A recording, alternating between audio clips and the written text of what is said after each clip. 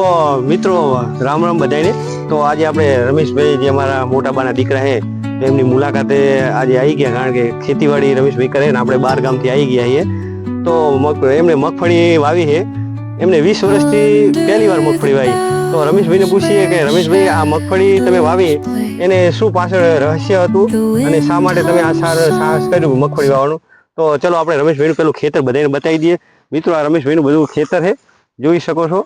જે હાલમાં મગફળી એકદમ તૈયાર થઈ ગઈ છે અને 10 દિવસની અંદર આપણે કાઢવાનું કામ કરવાનું મગફળી. તો ચલો આપણે રમેશભાઈ પાસે જાણીએ કે મગફળી ક્યારે વાવી હતી, કયું બિયારણ હતું મિત્રો, તો એની પાસે બધું જોઈએ. તો આ અમારે મોટા બાના દીકરા રમેશભાઈ રામ રામ ભાઈ. રામ રામ. તો રમેશભાઈ આપણે હવે જે મગફળી તમે વાવી એ કયું બિયારણ હતું? આપણે એપલ 37 હતું. એપલ 37. તો તમારે કેટલા વર્ષે આ મગફળી વાવી? અમારો તો પહેલો અનુભવ છે, બાપ દાદા એ વાવેલી છે, અમે પહેલી જ વાર જ વાવ્યા. આ પહેલી વાર વાવી.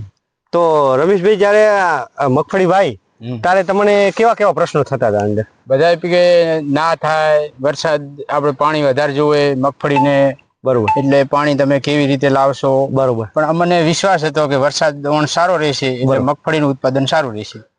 તો મિત્રો રમેશભાઈ જે મગફળી વાવી એમને પૂરેપૂરો હૈયામાં હામ હતો કે આપણે મગફળી વાવશું અને કાંઈ નહીં તો કાંઈક ને કાંઈક જાણવા મળશે અને સફળ તો થશું તો આપણે 5 માણસો કહેશે કે કયું બિયારણ તમે વાવી દો. તો રમેશભાઈ તમે મગફળી વાવી તો એને કેટલી ટ્રીટમેન્ટ કેવી રીતની કરી દીધી? ટ્રીટમેન્ટ આપણે પહેલી આમાં 8 મણ બિયારણ, બરોબર, અને બીજી આપણે જે આ ખડ ઉગ્યું, ખડ જયારે નાની નાની હતી 25 દિવસે એક સ્પ્રે માર્યો હતો, બરોબર, આપણે જે ખડ ના થાય એનો દવા સ્પ્રે માર્યો હતો, બરોબર. પછી વળી તો થોડું થોડું ઉગ્યું હતું તે એના પછી મજૂર થી નિંદામણ કરાવી.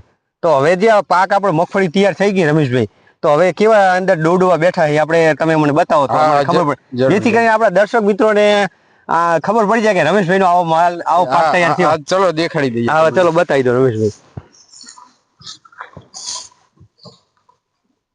જો અમારે રમેશભાઈ ખેતીવાડીનું કામ કરે છે અને ખૂબ લાગણીશીલથી કામ કરે છે. જો આ એમની મગફળી જો મિત્રો, જો એકદમ તૈયાર થઈ જાય ડોડવા.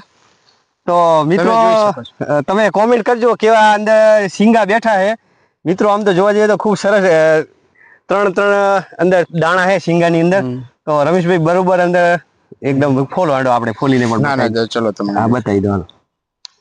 વાહ શું વાત છે રમેશભાઈ, એકદમ અત્યારે આ સાલ તો મને લાગે મજા લાગે દિવાળીનો. હા દિવાળી પણ સારી જશે, પણ સારી જાય એવું લાગે.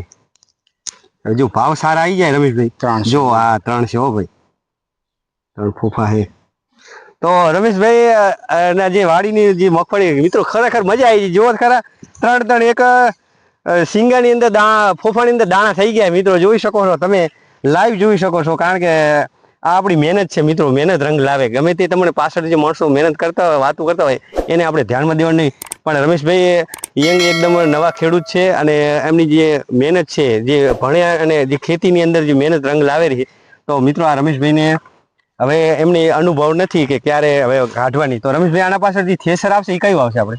આપણે જે ઓટોમેટિક જે કાઢવાનું મશીન આવે છે, અમારા વિસ્તારમાં મગફળી બહુ આપડા ઓછી થાય છે, એટલે દિયોદર બનાસકાંઠાથી એક મિત્ર છે, એમનો કોન્ટેક્ટ અમે કરેલો છે, બરોબર, અને ઈ આવી અને મને કાઢી આપશે. તો રમેશભાઈ જે આપણે તમે હાથમાં જે આ લઈને ફરો છો, આ લાલ કલર નું આ શું અમાર તો શું જણાવો, કારણ કે તમે જાત ના હવારના આયા તાને આજ મને બતાવો, બીજું કઈ બતાવો. એટલે મહેશભાઈ આમાં એવું છે કે આપણે રાતના સમયે આપણે અહીં આવી નથી શકતા, બરોબર, કારણ કે દિવસે કામ હોય એટલે ઉજાગરા ના થાય, બરોબર. અને આપણા રેકોર્ડિંગ અવાજ થી આપણે જોડું આજુબાજુમાં આવે નહીં, અને આપણા ખેતરે જાગ થાય, બરોબર, અને બગાડ ના થાય એના માટે છે.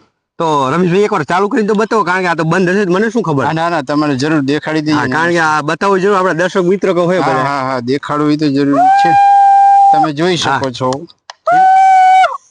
તો મિત્રો જો આ રાતની અંદર આ સાયરન મૂકવામાં આવે, જેથી કરીને ખેડૂતને રાતને નીલગાય આવતી તો ખુશ એક મજા આવી છે. કારણ કે જો રાત્રે ખેડૂતે અહીંયા શું આવવું પડતું નહીં.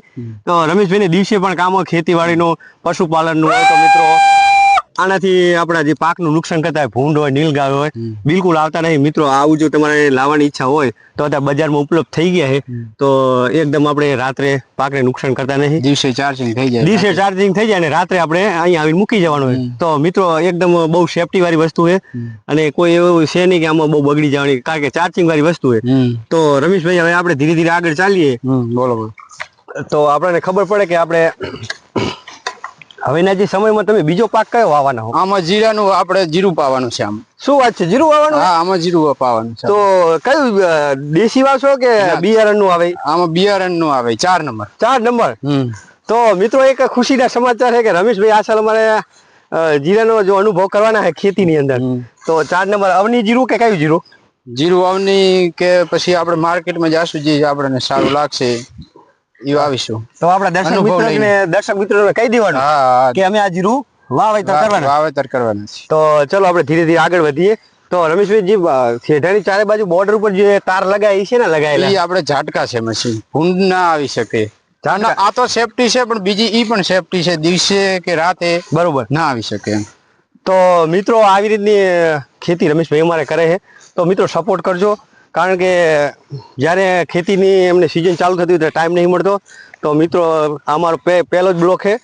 તો મિત્રો આમાં જે તમને જણાય તો કોમેન્ટ કરજો, જેથી કરીને અમારા રમેશભાઈને ખબર પડે અને એમને અવારનવાર વિડીયો આવા બનાવતા હોય તો અને કાંઈ બી ખેતીની તમારે માહિતી લેવી હોય તો રમેશભાઈ તમે સપોર્ટ કરશો બધાને? 100% સપોર્ટ 100% કરીશું. તમે રિપ્લાય આપશો ને? પણ દર્શક મિત્રોને કહીએ છીએ કે તમે અમને સલાહ આપજો. હા, કારણ કે આપણું પહેલું પગથિયું આપણી નાની ઉંમર છે. બરોબર. એટલે અમને થોડીક ઓછી ખબર પડે. બરોબર. એટલે તમે કોમેન્ટમાં જણાવી શકો છો કે કેટલા દિવસમાં મગફળી નીકળે. બરોબર. કેવી રીતનું બધું આગળ પ્લાનિંગ કેવી રીતે કરવું, અમે તો પેલા વેલા છીએ આમાં. તો મિત્રો મગફળીની અંદર પહેલો અનુભવ છે ને સારો કેવો રહેશે, તમે કેટલા મણ થવાની છે, કેટલો ઉતારો ઘી આપવાનો એ તમને બતાવ્યું. તો મિત્રો આવા અવનવા વિડીયો જોતા રહેજો અમારા, અને વિડીયો ગમે તો લાઈક કરી દેજો અને રમેશભાઈને થોડો સપોર્ટ કરજો, કારણ કે અમારો પ્રથમ બ્લોક જ છે. તો ચલો જય બધાને જય માતા, જય જવાન જય કિશન. જય જવાન જય કિશન. ચલો.